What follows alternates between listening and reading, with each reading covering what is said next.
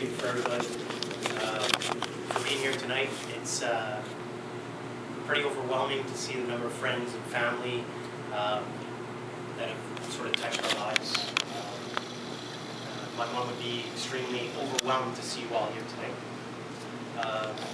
So on that note, I just want to ask my aunt, her sister, Barbara, to come say a few words.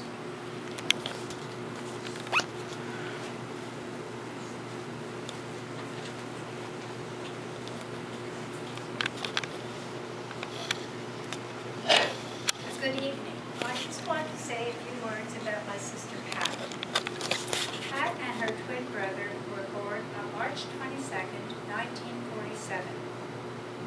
Danny, her twin, passed away last year, and Pat, after a short battle with cancer, passed away last week. Pat was partially disabled 6 years ago by a severe stroke that left her blind in one eye and paralyzed on the right side. Despite this setback, she continued on bravely. Pat's husband, Danny, her children and grandchildren loved her dearly. My sisters, Jo, Margaret, and I will miss our happy times together. She will also be missed by our brother Clifford. We were all blessed to have had her with us these last 6 years. Tonight, I really want to talk to you about my memories of growing up with and spending time with Pat. I remember my parents brought Patsy home for the first time from the hospital. She was such a sweet little baby. Later, when about 5 or 6 years old, she started to dance. My beautiful sister was very talented and won many awards for her dancing, even once traveling to New York to compete. I traveled with her as her chaperone, and I even danced with her on occasion. Pat was also talented with all kinds of arts and crafts, sewing, crocheting, ceramics, and others. Even after her stroke, she continued crocheting with her left hand, created beautiful Afghan covers, and of course, when I think of Pat, especially in the last few years, I remember all the fun times at the shopping center.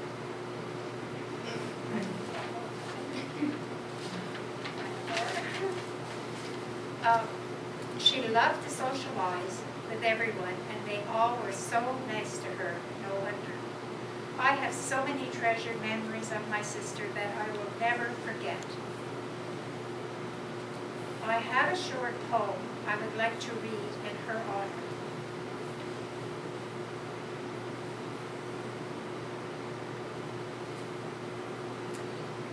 It broke my heart to lose you, but you did not go alone.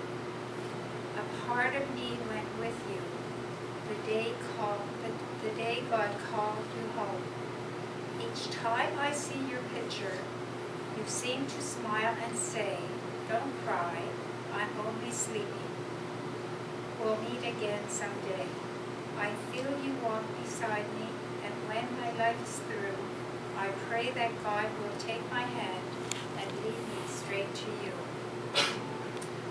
Thank you. We love you, Patsy. We all love you, Patsy.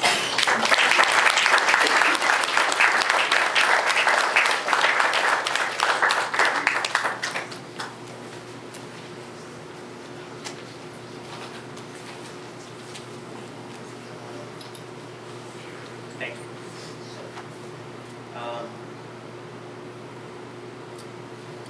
Just to sort of touch on what Barbara just said, it just means a lot to both myself, my sisters, my dad, for all of you coming out tonight, and just to see how much my mother's touched you all.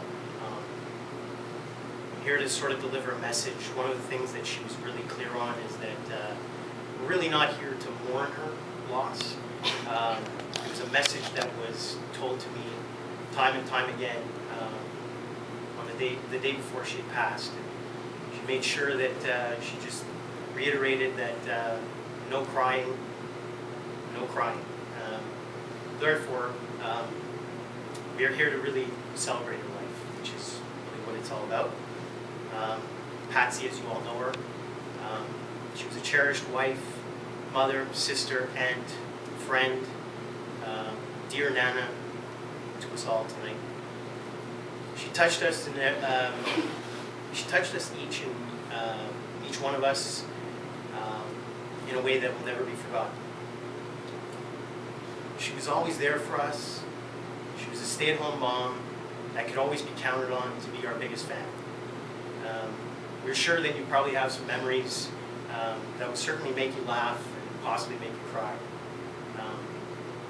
After 43 years of marriage, Mom and Dad had a treasured life together.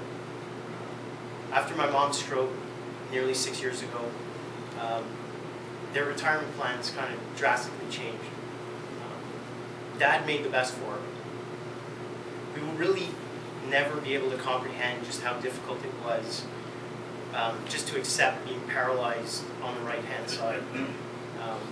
Something that can easily be taken granted, that you can take for granted in everyday life, especially if you were right-handed. You know, everyday tasks such as washing dishes, to bathing yourself, to even picking up your grandchildren. Forcing my mom to be extremely dependent on my dad. He was her main caregiver right till the very end. She did, however, accomplish a lot, as my aunt just finished saying, with her left side. Learning to write, even finding a way to crochet again with her left-hand side. And everything from blankets to scarves, and feeling very proud of what she had accomplished. You know, to my dad, you know, these last six years were really tough on him, as well as my mom. So we can never say enough what he had for the last 6 years.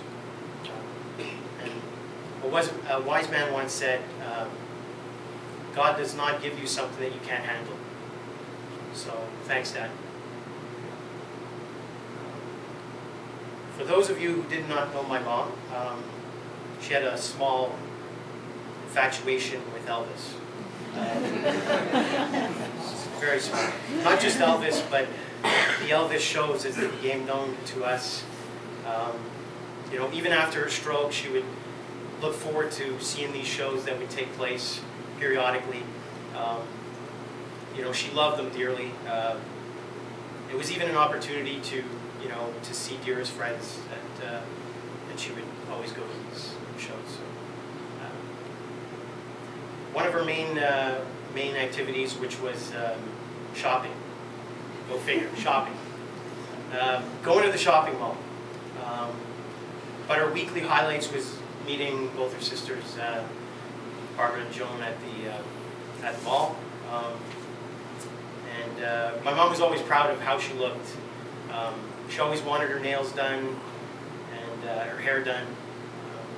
Even the day that she had passed away, she had to have her hair cut, washed, and my sisters and my aunts were very happy to oblige. So thank you for that. Another passion of hers was she enjoyed watching her grandsons, both Kyle and Corey, play hockey. Mom and Dad would go to the games they would go to every game, and try to go to every game. And at times you could hear Nana yelling, "Go Corey, go! Go Kyle, go!" Mom really loved her grandchildren. She would watch them all, Kyle, Corey, Justin and Cameron play together. And she would just look at them and she'd just say, "Boys, all boys," and smile to herself. So it's with that, I just want to say that I can speak on behalf of my dad, my sisters, and myself. We will always have fond and tender memories of her as a wife, a mother, that she dedicated her life to us. Mom, we will miss you terribly. we know that all your pain is gone, and you're certainly at peace now. So, thank you, Mom.